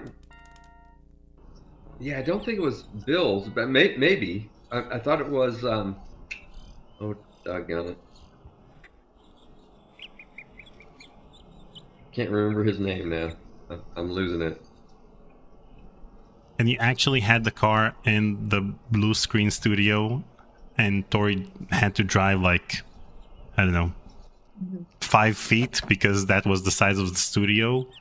Because in a moment you're gonna see the car drive a bit and stop. Yeah, as I recall, we just kind of we pushed it. Oh my gosh. Because we didn't want to have the exhaust in the makes a lot of sense. in the shot. Yeah. And then in the room, asphyxiate us all. That would make for an interesting headline. Yeah. Movie studio crew in Oakhurst all died because of... Oh my gosh.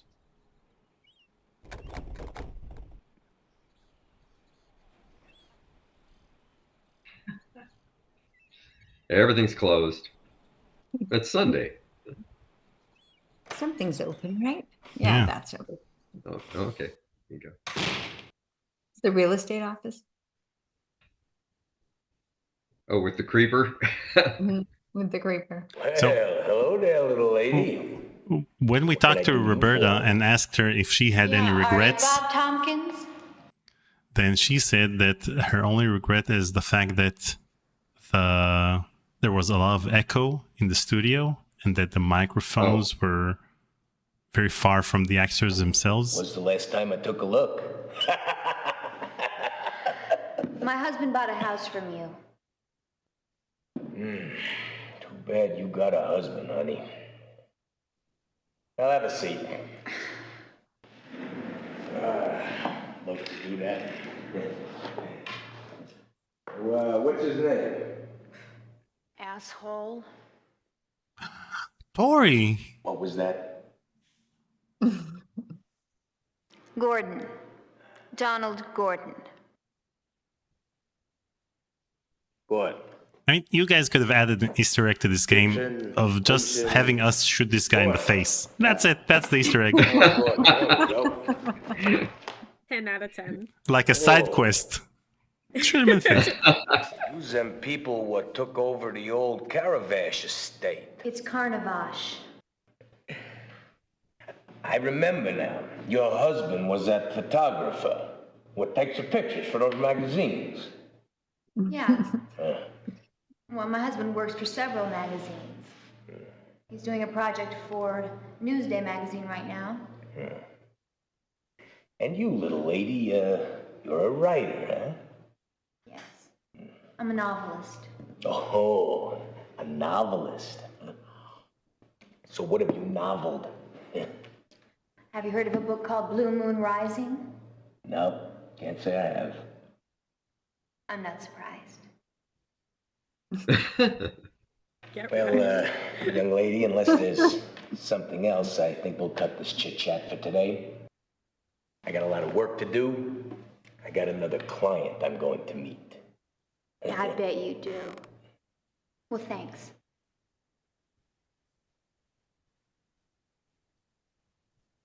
Don takes photographs for PC Games magazine.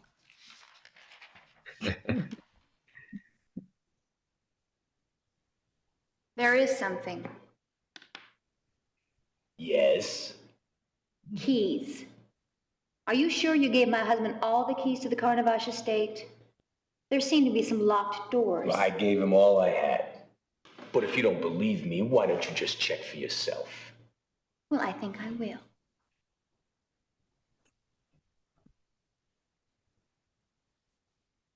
I'm just going to stand here right now. Yeah, I think I will. Let me just rearrange my hair.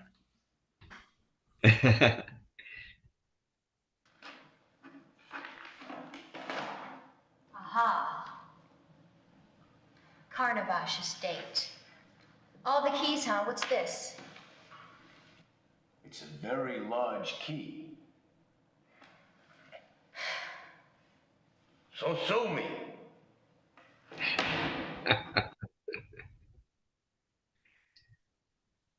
I wonder, the hint keeper also says it's a very large key. A large skeleton key. Okay. Skeleton key. I mean, the guy who voiced the hint keeper, wasn't he annoyed that he had to read out all of the names of the objects you carry around? Yeah, voiceover work is interesting, isn't it, Kirsten? Yes. Yeah, you got lines and you go like, what is this? Yes. So did you, in your voiceover work, did you ever have to voice like the names of objects, all the objects in the game? I worked on actually a point and click horror game called Beacon Pines, and one of the things that I had to do was read the names of the cards that you play the game with. So yeah. How many were there? Books in a library. Jeez, I don't remember. Titles of books in the library. That was the other thing, because you could click on all the books in the library. And do you do different takes for them, or even for Usually objects? Yep. A large key. A large key. Exactly. You three. A large key. Yeah. Yeah. I mean, usually you say differently because you don't know the context of the scene, because sometimes you don't talk to the character, you don't hear what the other character is saying, you read it from a page. But when it comes to naming objects, why do you need 3 takes? It might be just because the developers of the game want to hear something different in your inflection, mix it up, or maybe you did an exact same read of another object, so it sounds too similar and it needs to sound more natural, like the melody of your voice. So yeah. Well, sometimes it's also for safety, because you get a good read and there's something that maybe went wrong with recording, or there was a little, you bumped the mic or whatever, I talked to the voice director of Indiana Jones and the Fate of Atlantis, and they had the voice actor read, when he looks in his inventory, he has a cup of lava, and he read it like 20 times and they couldn't get it right, so they just restructured that sentence and recreated it from different things he said throughout the game. So when you play the game, it says like, it's a cup of lava. Wow. And when you get, famous actors to be voice actors, so sometimes you don't want to bother them with these things. So, for example, when they voice the Dig, then there's a scene in which he's supposed to say he has a jawbone from an animal, and he's supposed to say the teeth are razor sharp, and they wanted emphasis on the R so that the player would understand that he can use them to cut things. It was supposed to be the teeth are razor sharp, but again, they didn't want to bother him with re-recording that part, so they just took the R from different thing he was saying. Oh, interesting. There you go. Or maybe they weren't contracted to do pickups. So what's pickups? So like Pickup is reshoots? If you mess up a line, then you record a pickup, which is the like re-record. So you have to be contracted to get pickups? Yeah. Otherwise, you can just mess up the entire recording and you're fine. You get the money, everything's... No, but like you have those 3 takes, and if none of those 3 takes are exactly what they're looking for, then a pickup can be done. At least that's how it works if you work asynchronously. You know what happens in case your S's are too pronounced? So for example, when it came to recording the dig, then they had to use a de-esser on all of the recordings instead of getting him to record everything again.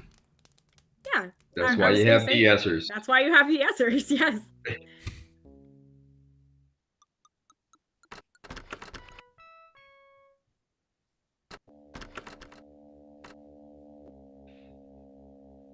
Well, now we have better audio tools than they did back then. Oh So yeah, the tools nowadays are just some of the tools are so good that I thought back then you would never be able to do this, and then now you're doing it. It's crazy.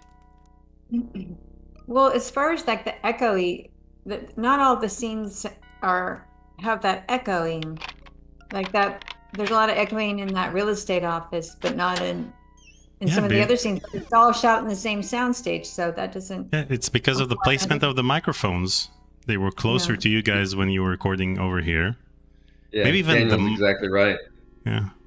Maybe the microphone... It was a wider shot, so the mics were farther away. Yeah. You could have... Yeah, I'm kind of surprised that they didn't just put the mics close and then just cut the video around them to crop it out. Yeah, or paint them blue or something.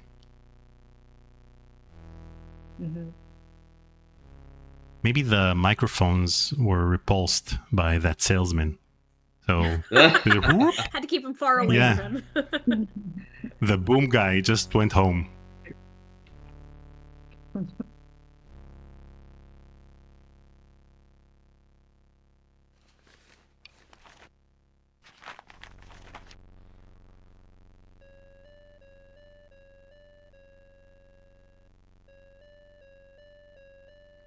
This reporter attended Carnot's Phantasmagoria show in London's Egyptian Theatre last night and found it horrific, spine-tingling, and incredible. Women were swooning in the aisles at the gory realism of his spectacles. For the uninitiated, Carnot's shows are not for the faint of heart, as they feature occult images, the black arts, torture devices, bodily amputations. Of course, all are accompanied by a generous dose of screams, shrieks, howls, and frightening organ music. Those of you up to thrills and chills won't want to miss this. This is also from that voiceover session you did in that photo. Must be.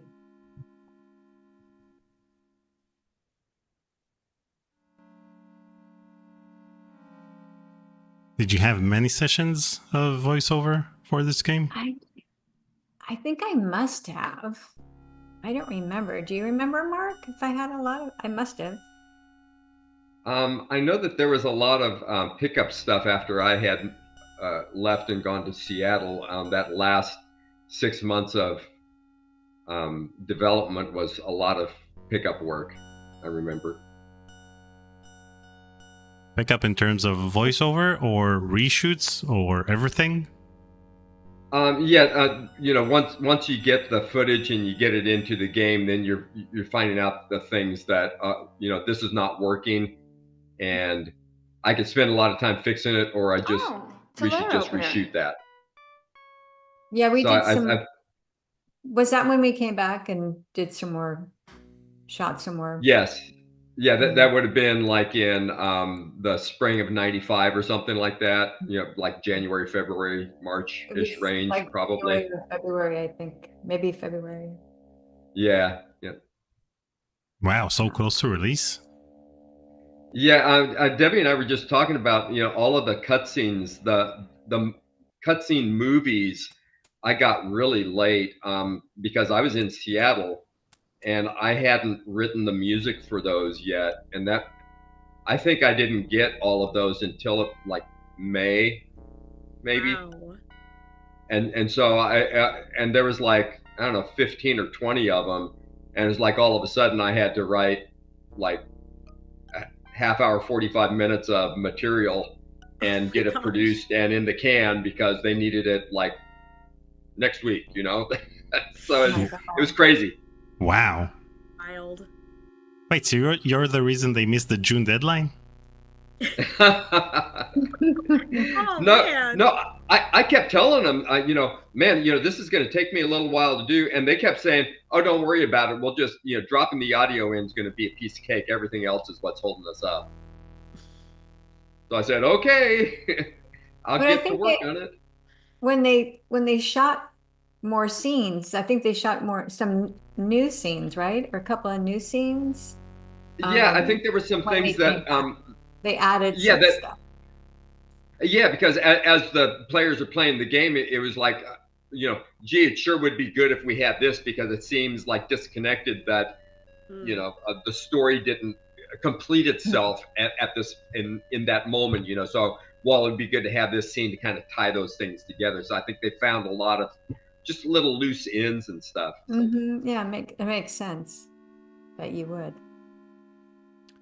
How long did it take doing a video game is different than doing a movie, where you script out, you this scene to this scene to this scene, and it all strings together, and you can get it all in your head, and it all makes sense, and you can even storyboard it and do an animatic of the whole movie without shooting it. Video games not like that. Everything's disjointed and out of sequence, and there could be things that the player never sees, and then how do you tell the story if they've missed things? So it wasn't just adding new scenes, it was maybe reshooting existing scenes or adding the connecting tissue between the scenes that were already in the game? As I recall, it was both. I think so. And how long did it take you to build this brick wall, Mark? I think that was a day adventure for me. Go to the hardware store, buy a bunch of bricks and mortar. I was outside the front of the studio. Huh? Yeah. What didn't you do on this game? Yeah, you just did whatever it took. It was just fun. You kind of just and all the while this is happening. My wife's giving birth to our second daughter, so. Oh my God, that's crazy. Yeah. I took a break and went down to the hospital, and we spent a couple of days there. It was crazy. That's why the brick wall didn't hold up. That's why she can break the brick wall. You were a little distracted. Yeah, you half-assed the brick wall. Hey, there it is. Looks sturdy.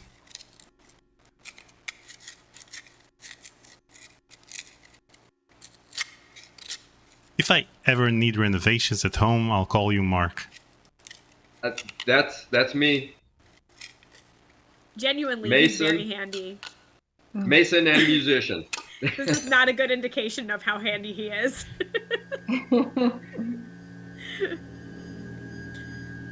I had to be able to get it apart, though.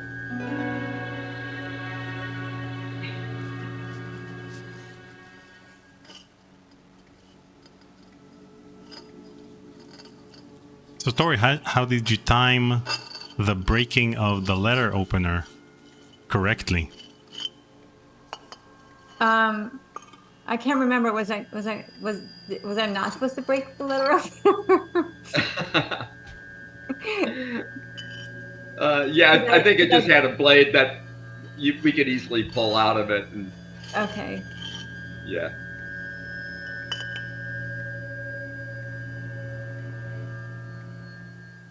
There's that Sierra symbol. Yeah, the Sierra logo. Logo, I mean. I will never look at that the same way. I mean, that had to have been on purpose, right? That was Yeah. on, yeah.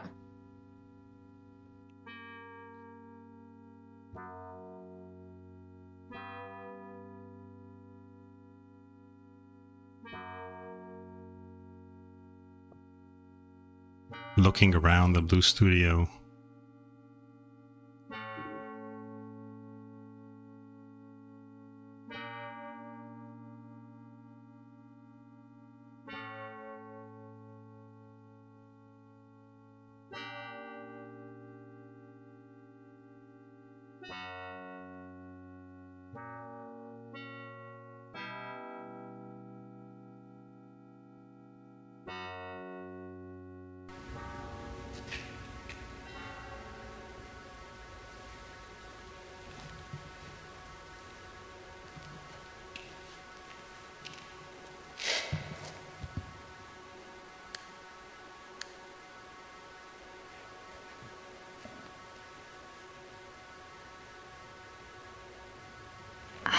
Wow. This must be Carno's family tree.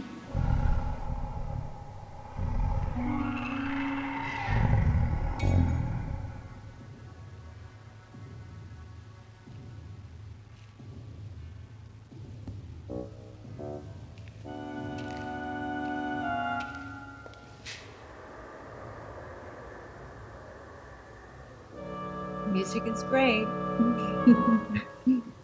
Honestly, replaying this game makes you realize that Adrian's to blame for everything that's happening in the game.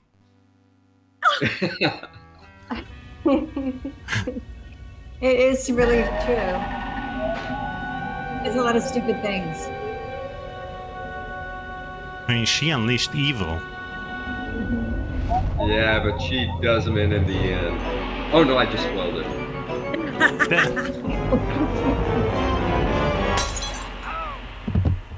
Dawn? Don't listen to him, Debbie. Dawn? It's not as... Are you? Oh my God. Dawn, what happened? Adrian, ouch, my head. Are you okay, honey? It's just a little cut. What happened? Are you sure? Let me look at that. You've got quite a goose egg.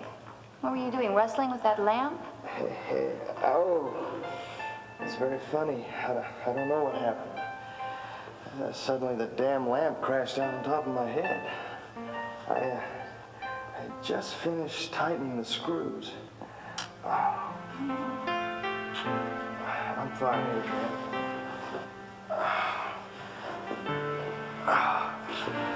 I'm gonna go upstairs, get cleaned up, put on some new clothes. I'm done for the day.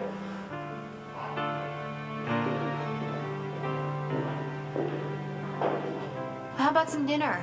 What would you like? I'm not really very hungry. Maybe some tuna or salad or something. Then let's call it a night. That sounds good. I'm kind of tired. See you downstairs in about 10 minutes? Yeah, 10 minutes.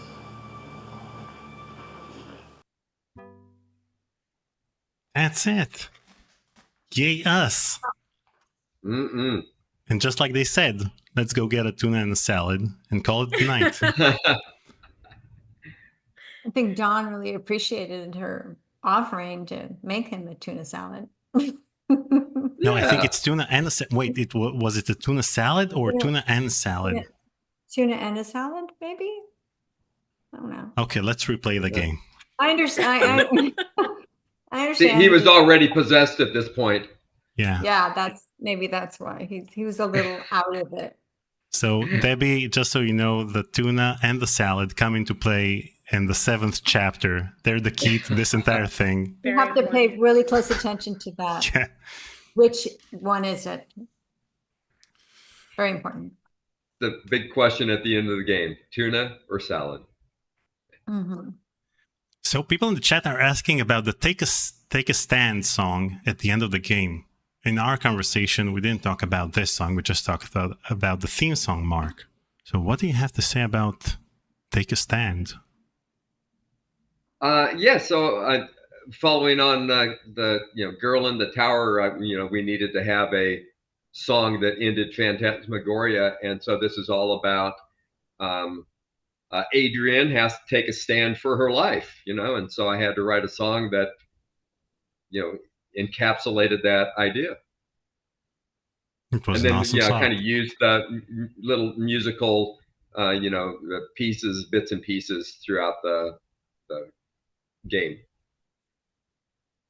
And why didn't you send this one to the radio? Like, get it charted, just like you tried with Girl in the Tower. Well, see, now that was not me who sent Girl in the Tower out. I recommended against that, and that the radio stations did seem to not appreciate that. Although I did get some royalty checks for Girl in the Tower, and still do on occasion. So that one got played, but so Take a Stand never had its chance.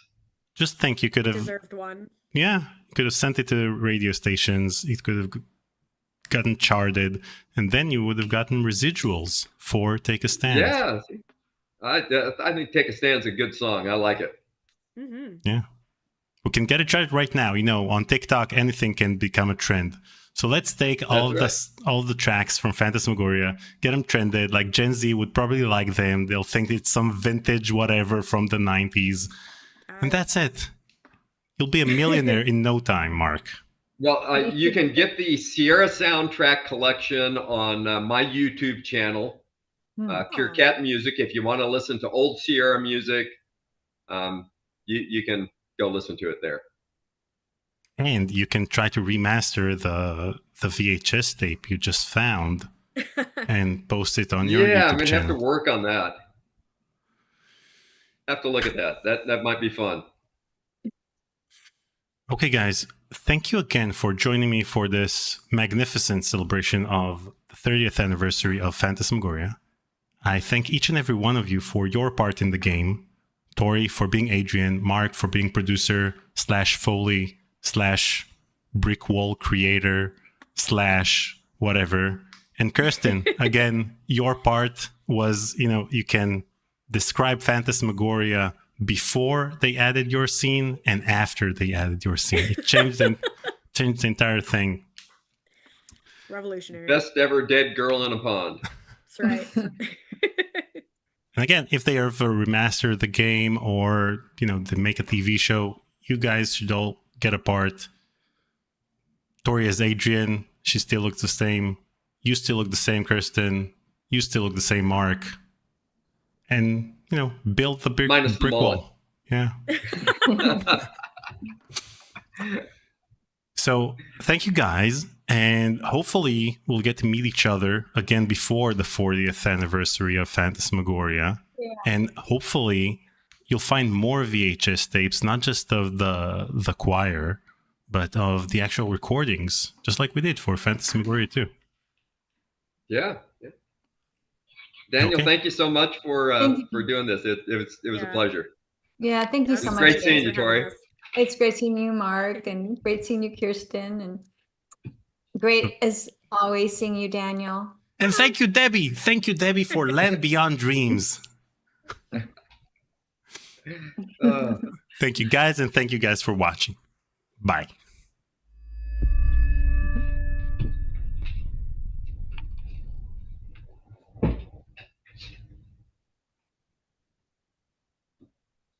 Well, thank you, Daniel. We're all done.